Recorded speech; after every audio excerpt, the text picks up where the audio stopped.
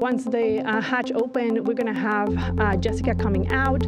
First, she gets the strut bag, which is an 8-foot long bag, and then she gets the cable bag. Then Chris comes out.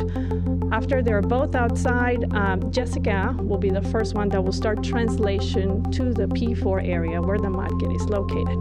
So you'll see it here in the animation. She starts moving through the truss all the way down to the mud kit. At the same time, Chris is going to do a quick stop, get a Wifix, which is an equipment that will give him more distance once he gets into the foot restraint, so he can reach to the mud kit itself.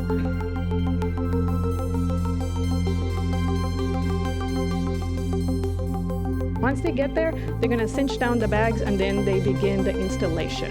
So they start with the mid strut, and then Jessica gets the other side, the left mid strut and the lower strut, hands it to Chris, who's already on the foot restraint.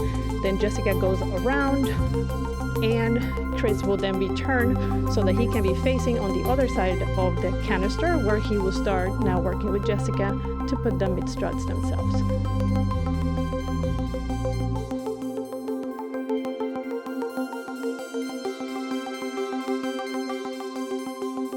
So here's where they bolt the second mid strut.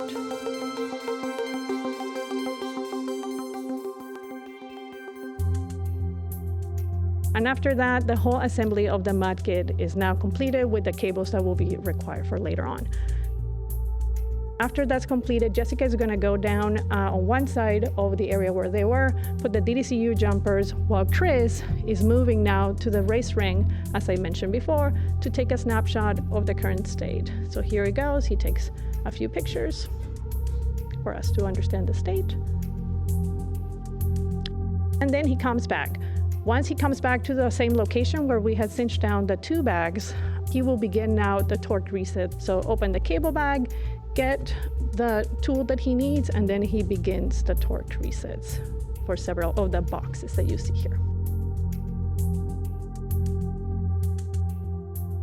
Once that is completed, Chris is coming back to the airlock where he starts doing the microorganisms. You can see that he has the canisters on his side. He brings in the tool, he does the swabbing, and then he puts it back into the tool. At the moment he puts it on the tool, he locks in the sample, and so he goes for the next sample.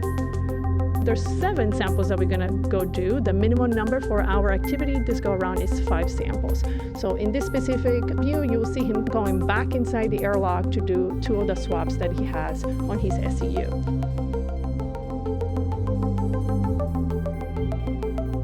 In the meantime, Jessica now has made it to a location on the truss where the robotic arm gets closer to her. She puts the cover on the camera itself for the robotic arm, and then the robotic arm moves out of the way and she makes it back to the airlock.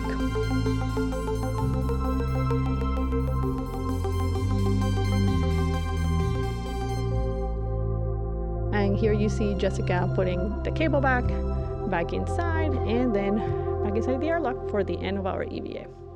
And that will conclude EVA 94.